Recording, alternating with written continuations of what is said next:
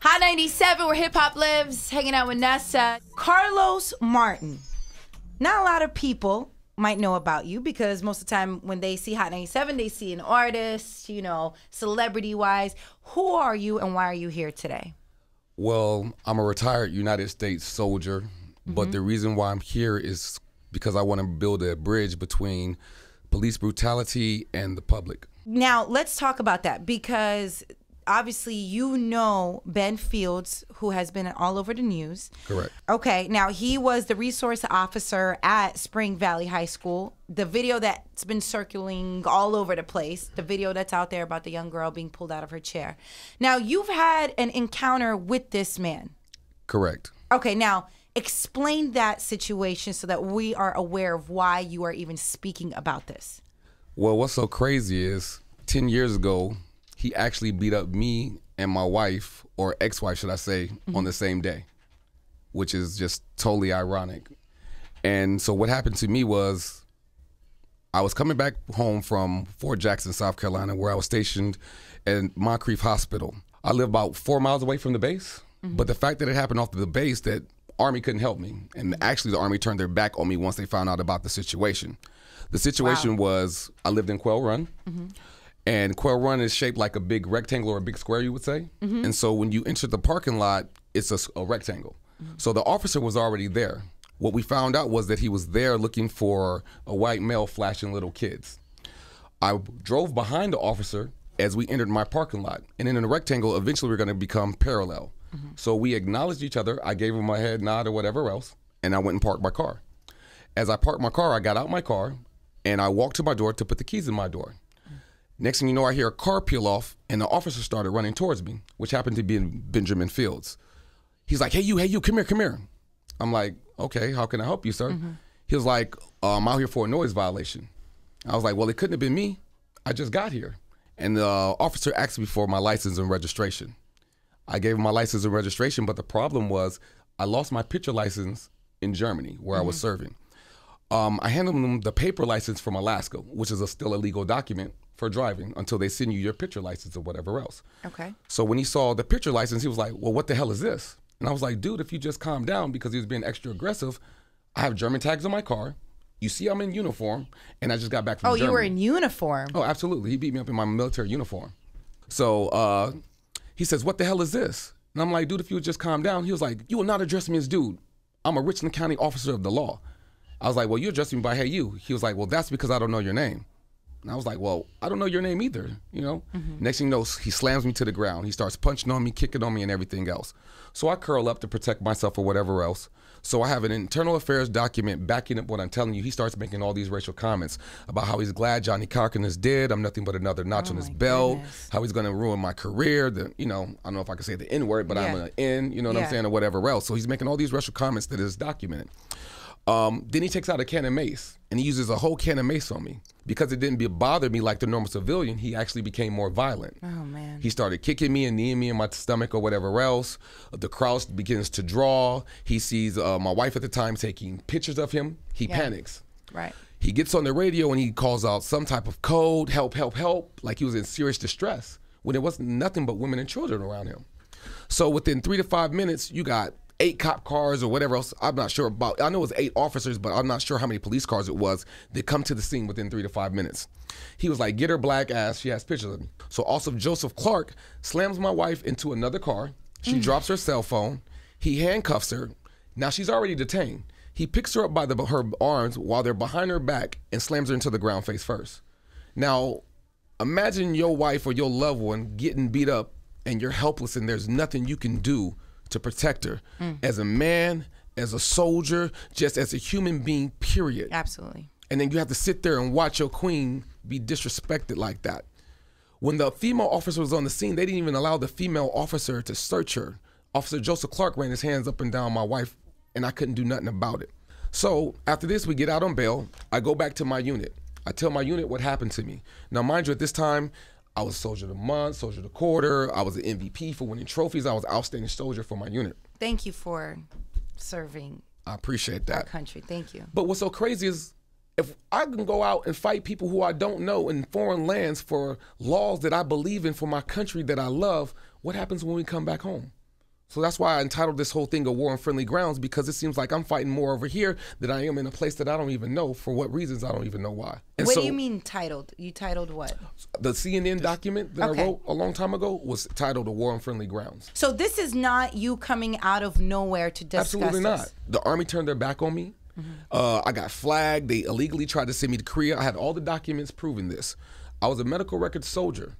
I worked in the hospital. So the same people that I filed congressionals on, Congress, I wrote the White House, was the same people who was in charge of my med board. They denied me surgery. I got out the Army on a medical discharge. I went to the NAACP. I went to the Rainbow Push. I went to the Urban League. None of these people wanted to help me because we weren't funding them. In light of everything that's going on, you've had an encounter with Ben Fields, who got fired. Correct. As deputy in South Carolina. What's so crazy is, after Ben Fields beat me up, the reason why he is at the school is because of what he did to me. And that's how me and the young lady are in correlation. He would have never been at the school if Sheriff Lott would have did what he was supposed to do in the first place. He should have been fired when he jumped me in my military uniform and my wife. He should have been fired then, but he wasn't fired. He got sent to Spring Valley High School where this incident occurred with this young lady. The reason why I'm here is, one, I want to reach out to the young lady who this happened to, because now she faces the same nightmares that I've been living for 10 years. Yeah. And I just want to know, I want her to know that she's not alone. Yeah. But at the same time, I've been doing a lot of Facebook posts. And man, and some of the comments that people say are so malicious. Oh, Officer Fields should die. Oh, it's a good thing that the young lady got her butt whipped on both sides of the pole. Well, all officers aren't bad. Absolutely. You know what I mean? And people have the misconfusion of, because one person did something wrong, that means everybody's like that. It's not the case. But right. my problem is we have a lot of good officers out there. You guys know who the bad officers are, but we have this thing called snitching. Yeah. Well, how many people are losing their lives because you don't want to tell the truth about who don't need to be in that department? Right. But it works the same way in the public. You don't want to tell the truth about who the drug dealers are in your community or who the thugs are in your community, but you complain about your community. Well, you guys keep saying that we ain't got no voice to stand up, then I'll be that voice to stand up. I'll take that platform. I'll take that light. I done gave out my phone number on Facebook. I've received so many crazy calls from so many different people, but if it's enough to bless this young lady, to help her get her smile back, then it was all worth it.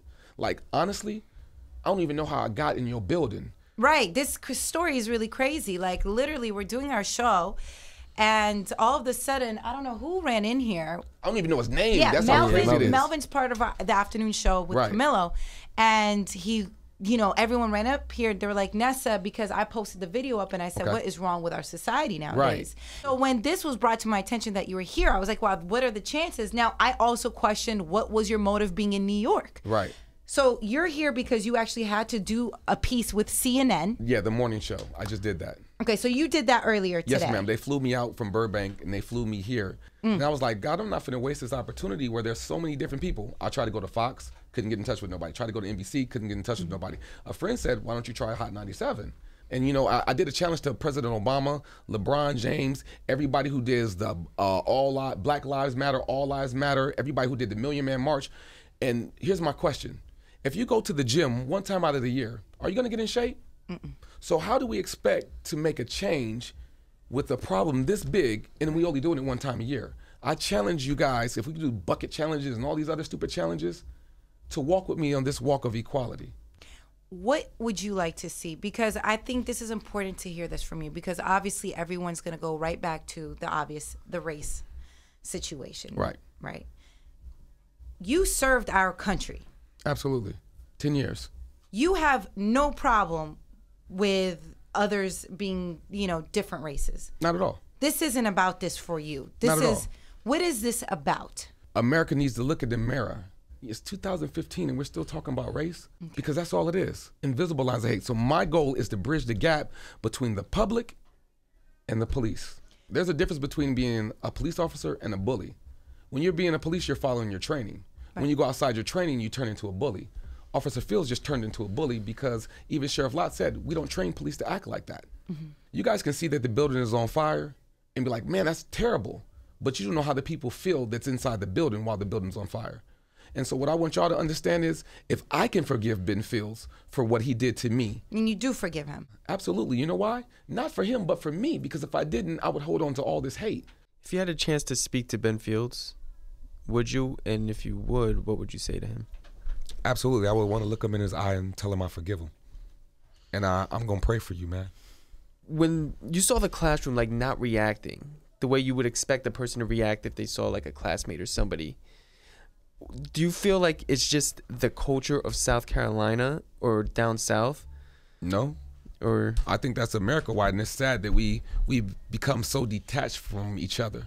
So what are some of the steps that you think should be done to make this happen? Man, absolutely. I think all officers should have body cameras on them from start to finish, so that way people can't say, well, you don't know what happened before this video took place, right?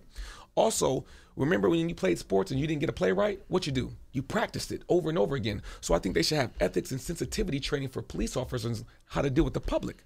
But on the flip side of that, I think the public should have to be able to have classes available to them on the laws and how to handle the laws or handle a police officer when encountered in a police officer. That way, both sides know their rights. I think, obviously, right now, there's no trust.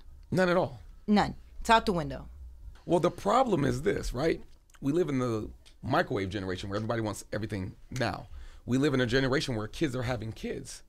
How do you expect things to happen? We don't have leaders that want to stand up and be leaders. We have teachers who have to call a police officer when they're the ones that's supposed to be in charge of the classroom. Right. We got to get back to the basics, you know?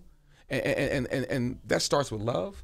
That starts with how to treat your child at home. You know, it's not no one else's job to raise your child. It's your job. Absolutely. You know what I'm saying? And stop blaming people when your child does wrong and correct your child. You know what I mean? Right. We got to be willing to put in the work to find good mentors. And that kind of leads me into how do you feel about the Black Lives Matter, and do you think it's actually being do you actually think it's doing something out here?